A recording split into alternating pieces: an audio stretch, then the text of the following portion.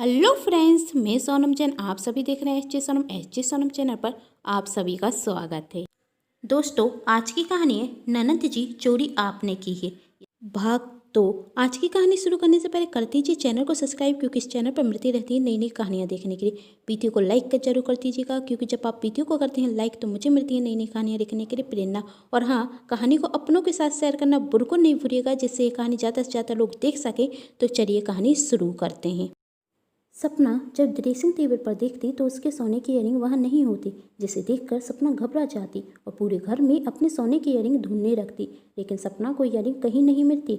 जब सपना की सास पूछती, बहू क्या ढूंढ रही हो, तो सपना कहती, मम्मी जी मेरे सोने की इयररिंग नहीं मिल रहे हैं। मैंने तो ड्रेसिंग टेबल पर ही रखे थे, लेकिन अब वहाँ दिख नहीं रहे हैं। सपना की सास रेखा जी कहती, बहू तुम एक बार जाकर अपने कमरे में ही देखो, इयररिंग वहीं होंगे। सपना कहती, मम्मी जी मैं अपने सोने की इयररिंग कमरे में देख चुकी हूँ, लेकिन वहाँ कहीं भी नहीं मिल रहे हैं।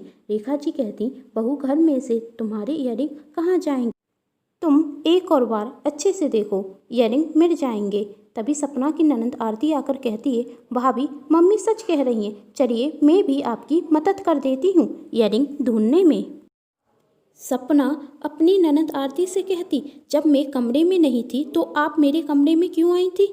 आरती कहती, सपना बताया तो था बच्चों को देखने के लिए आई थी। सपना कहती, नहीं दीदी आप चोरी करने के लिए आई थी, और आपने ही मेरे सोने के इयररिंग चुराए हैं, क्योंकि जब मैं अपने कमरे में से गई थी तो मेरे इयररिंग टेबल पर रखे थे, और उसके बाद सिर्फ कमरे में आप ही आई थी, तो इसका मतलब यही हुआ ना कि इयररिंग आपने ही चुराए हैं। तभी सपना की सास रेखा जी जोर से चिल्लाकर कहती, बहू तुम होश में तो हो, जानती भी हो क्या कह रही हो। सपना कहती, मम्मी जी बहुत अच्छे से जानती हूँ क्या कह रही हूँ और किससे कह रही हूँ।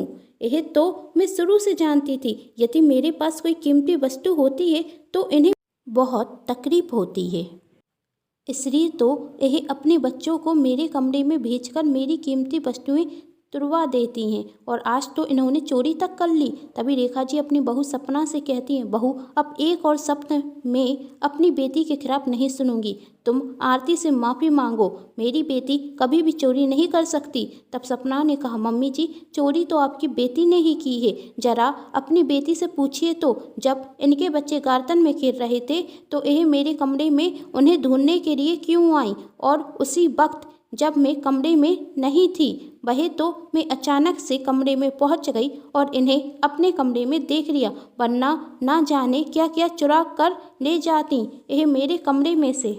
क्या आरती दीदी को इतना भी नहीं पता किसी के कमरे में बिना पूछे नहीं जाते हैं, और इनके बच्चे हर बार मेरे कमरे में बिना पूछे आ जाते हैं। अभी तक तो इनके बच्चे मेरी कीमती वस्तुएं तोड़ते थे, और आज इन्होंने चोरी कर ली। अब मैं और बर्दाश्त नहीं कर सकती, सच सच बताइए आरती दीदी मेरे इयररिंग कहाँ हैं, वरना अच्छा नहीं होगा। तभी आरती रोते हुए कहती, सपना तुम्हें जरूर कोई गलतफहमी हुई है, मैं तुम्हारी इयररिंग क्यों चुराऊंगी, मुझे सच में नहीं पता कि तुम्हारी इयररिंग कहाँ हैं। तब सपना कहती, देखिए दीदी ये भोरेपन का नाटक तो मेरे सामने कीजिए मत, क्योंकि मैं जानती हूँ आप कितनी बड़ी खिलाड़ी हैं, और आप मेरे इयररिंग क्यों चुराएंगी, क्योंकि आप मुझसे जलती हैं। मेरे पास कोई भी कीमती वस्तु होती है तो आपको जलन होती है, क्योंकि आप तो वही कीमती वस्तु खरीद नहीं सकती ना, आपके पति तो कुछ करते नहीं हैं, खर्च तो आपकी तनख्वाह से चलता है ना, और आप भी कितना कमा देती हैं एक प्राइवेट स्कूल में।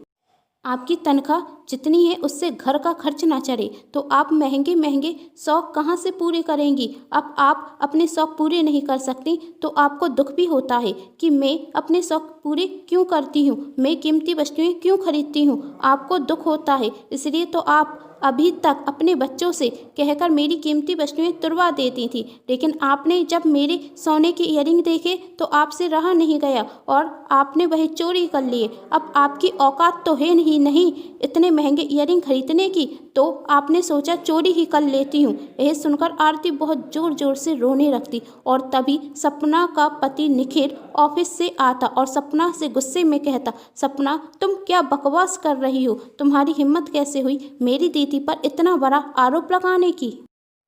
सपना कहती, बेवजह आरोप नहीं लगा रही हूँ, मेरे पास वजह है तुम्हारी बहन पर आरोप लगाने का, और मुझे तो पूरा विश्वास है कि चोरी तो तुम्हारी बहन ने ही की है, क्योंकि जब मैं कमरे में नहीं थी तो तुम्हारी बहन मेरे कमरे में आई थी। जरा पूछो अपनी बहन से कि जब मैं कमरे में नहीं थी तो तुम्हारी बहन मेरे कमरे में क्यों आई थी। कह रही है बच्चों को ढूंढते हुए आई थी, जबकि बच्चे गार्डन में खेल रहे थे। अब बताओ इसका मतलब क्या हुआ, चोरी तुम्हारी बहन ने ही की है ना। तब निखिल गुस्से में कहता, मेरी बहन तो सिर्फ एक बार कमरे में गई थी, लेकिन तुम्हारी छोटी बहन तो 24 घंटे कमरे में रहती है, कहीं चोरी उसने तो नहीं की। जाकर अपनी बहन से पूछो, फिर मेरी बहन पर आरोप लगाना। यह सुनकर सपना को गुस्सा आ जाता और सपना निखिल से कहती, तुम कहना क्या चाहते हो, मेरी बहन चोर है। निखिल कहता, कहना तो नहीं चाहता हूँ, लेकिन तुम मजबूर कर रही हो मुझे कहने पर। यदि तुम मेरी दीदी पर आरोप लगा सकती हो तो मैं भी तुम्हारी बहन पर आरोप लगा सकता हूँ। अब क्यों बुरा रख रहा है सपना, जब मैंने तुम्हारी बहन को चोर कहा, जरा सोचो हमें बुरा नहीं लगेगा जब तुम मेरी दीदी को चोर कहोगी। तभी आरती कहती, निखिल क्या फालतू की बातें कर रहा है, सपना की छोटी बहन नेहा चोरी नहीं कर सकती। तब निखिल कहता, देखो सपना, तुम कब से दीदी पर चोरी का आरोप लगा रही हो, लेकिन फिर भी तुम्हारी दीदी तुम्हारी बहन का पक्ष ले रही है। सपना कहती, यह सब तो तुम्हारी दीदी के नाटक हैं, इन्हीं प्यारी प्यारी बातों से यह तुम्हें मूर्ख बनाती हैं, लेकिन मैं इनकी मीठी मीठी बातों में आने वाली नहीं हूँ। और सच कहा दीदी ने, मेरी बहन को चोरी करने की कोई ज़रूरत भी नहीं है, क्योंकि मेरी बहन जो भी चाहती है ना उसे मिल जाता है। उसके पास ना ही सोने के इयररिंग की कमी है और ना ही कीमती वस्तुओं की, तो वह चोरी करेगी भी क्यों।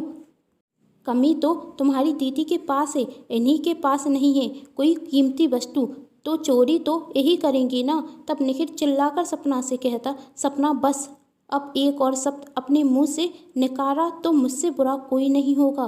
तब सपना कहती, ठीक है, यदि आप सबको मुझ पर विश्वास नहीं है तो एक बार हम दीदी के सामान की तराशी ले लेते हैं, दूध का दूध पानी का पानी हो ही जाएगा। तभी निखिल कहता, पागल हो गई हो क्या। सपना कहती, हाँ हो गई हूँ मैं पागल, मुझे मेरी इयररिंग चाहिए। रेखा जी ने अपनी बहू से कहा, बहू बहुत कह दिया तुमने और बहुत सुन लिया हमने, अब एक और शब्द नहीं, मैं अपनी बेटी के सामान की तराशी नहीं होने दूंगी, मैं अपनी बेटी का और अपमान बर्दाश्त नहीं करूंगी। और अपनी बेटी से कहती, चलो आरती यहाँ से। तब सपना कहती, क्यों, अब आपको अपनी बेटी पर विश्वास नहीं रहा। अभी तो बहुत चीख चीख कर कह रही थी आपकी बेटी चोरी नहीं कर सकती। यदि आपकी बेटी चोर नहीं है तो सामान की तराशी क्यों नहीं करने दे रही हैं। एक बार तराशी हो जाने दीजिए तो सबको पता चल जाएगा कि आरती दीदी चोर हैं या नहीं। रेखा जी अपनी बहू से कुछ कहती उसके पहले ही सपना की छोटी बहन नेहा, जो एक पार्टी में गई थी, वह पार्टी में से वापस आ गई और अपनी दीदी से पूछती, दीदी क्या हुआ, सभी लोग एक साथ हॉल में क्यों हैं, क्या आप सब मेरे आने का इंतजार कर रहे थे। और कहती, सॉरी दीदी, आपने कहा था जल्दी घर आने के लिए, लेकिन वो क्या है ना, अंजलि ने आने ही नहीं दिया, कह रही थी पास में ही तो तेरा घर है, तुझे जल्दी जाकर करना क्या है। सपना कहती, ऐसी कोई बात नहीं है, मेरे सोने के इयररिंग चोरी हो गए हैं, बस उसी को ढूंढ रही हूँ। तब नेहा कहती, दीदी आपके सोने के इयररिंग जो ड्रेसिंग टेबल पर रखे थे। सपना कहती, हाँ। नेहा कहती, अरे दीदी वही इयररिंग तो मैं पहन कर गई थी, उसका पैच गिर गया था इसलिए जेब में रख रही है, यह देखिए वह तो मेरे पास है। इयररिंग देखकर सब चौंक जाते और सपना की तरफ गौर से देखने लगते। तब निखिल कहता, अब क्या कहोगी सपना, चोर कौन है। और कहता, सपना तुम तो कहती हो कि किसी के कमरे में बिना पूछे जाना नहीं चाहिए, तो तुम्हारी बहन को भी यह पता होना चाहिए, लेकिन तुम्हारी बहन ने तो बिना पूछे तुम्हारी इयररिंग तक ले लिए। अब बोलो चोर कौन है। सपना को बहुत गुस्सा आता और वह अपनी छोटी बहन में जोर का एक थप्पड़ लगाते हुए कहती, यदि इयररिंग ले जाना था तो कम से कम एक बार पूछ तो लेती, मुझसे कह तो देती, दीदी मैंने आपके इयररिंग ले लिए हैं। नेहा रोते हुए कहती, दीदी आप फ़ोन पर माँ से बात कर रही थी इसलिए मैंने आपको डिस्टर्ब नहीं किया, मैंने सोचा आकर तो बाप को बता ही दूंगी, और मैं तो अक्सर बिना पूछे आपकी कोई भी वस्तु ले लेती हूँ, तब तो आप गुस्सा नहीं होती हैं, फिर इस बार क्यों। और निखिल से कहती, पर जीजा जी यह चोरी तो नहीं हुई। तब निखिल कहता, जानता हूँ नेहा, यह चोरी नहीं है, लेकिन तुम्हारी बहन इस बात को समझ नहीं पाएगी। और हाँ, मैं तुम्हें चोर कहना नहीं चाहता था। मेरी बात का बुरा लगा हो तो माफ़ कर देना, बस तुम्हारी बहन को समझा रहा था, कहकर निखिल कमरे में चला जाता। तब रेखा जी अपनी बहू से कहती, गलती तुम्हारी थी, फिर नेहा पर हाथ क्यों उठाया? और अपनी बेटी से कहती, चल बेटी यहाँ से। आरती भी रोते हुए वहाँ से चुपचाप चली जाती। सपना अपनी बहन से सॉरी कहती और वहीं सोफे पर बैठकर कहती, नेहा तेरी वजह से आज बहुत बड़ी गड़बड़ हो गई। जानती है, ईयरिंग नहीं दिख रहे थे तो मुझे लगा मेरी ननद ने चुरा लिए हैं। मैंने सबके सामने उन पर चोरी का आरोप लगा दिया, जिससे निखिल और सासू माँ तो मुझसे नाराज हैं ही, और आरती दीदी से तो मैं नज़र तक नहीं मिला पाऊँगा। यदि एक बार तू मुझे बता देती तो यह गड़बड़ होती ही नहीं, मैं तो सबकी नज़रों के सामने गिर ही गई। नेहा कहती, सॉरी दीदी। सपना कहती, अब तेरे सॉरी कहने से क्या होगा? सपना अपने कमरे में जाती तो निखिल उससे बात नहीं करता। दूसरे दिन सुबह से सासू माँ भी सपना की किसी भी बात का जवाब नहीं देती, और तभी आरती आकर सपना से कहती, सपना तेरे कंगन जो अगली बार मेरे बच्चों ने तोड़ दिए थे, उस वक्त मेरे पास पैसे नहीं थे, इसलिए तुम्हें नए कंगन दिला नहीं पाई। फिर मैंने पैसे जोड़कर नए कंगन खरीद लिए। यह रो तुम्हारे कंगन। और अपनी माँ से कहती, आई तो 1 हफ्ते के लिए थी, लेकिन एक ही दिन में मन भर गया, अब मैं जा रही हूँ। और आरती सपना से कहती, सपना जाते जाते एक बात जरूर कहूँगी, मैं गरीब जरूर हूँ, तुम्हारे पति की तरह मेरे पति की अच्छी नौकरी नहीं है, और मैं तुम्हारी तरह महंगी महंगी वस्तुएं नहीं ले सकती, लेकिन इसका मतलब यही नहीं कि उन्हें पाने के लिए मैं चोरी करूँगी। उनके लिए मैं कड़ी मेहनत तो कर सकती हूँ, लेकिन चोरी नहीं। अपने दोनों बच्चों को लेकर आरती वहाँ से जाने लगती। तभी सपना आरती से कहती, सॉरी दीदी, रुक जाइए, मुझे मेरी गलती का एहसास है। आरती कहती, नहीं सपना, अब मैं रुक नहीं सकती। आज तो तुमने मुझ पर चोरी का आरोप लगाया है, जो मैंने बर्दाश्त कर लिया, लेकिन यदि तुमने कर के दिन मेरे बच्चों पर चोरी का आरोप लगाया तो मैं वह बर्दाश्त नहीं कर पाऊंगी। सपना अपनी सासू माँ से कहती, मम्मी जी आप तो दीदी को रोक लीजिए। रेखा जी ने कहा, किस मुँह से रोकूं? जिस घर में मेरी बेटी की इज्जत नहीं, उसमें मेरी बेटी का रहना भी सही नहीं। तभी निखिल आरती से कहता है, दीदी मैं भी ऑफिस जा रहा हूँ, चलिए आपको बस स्टैंड तक छोड़ देता हूँ।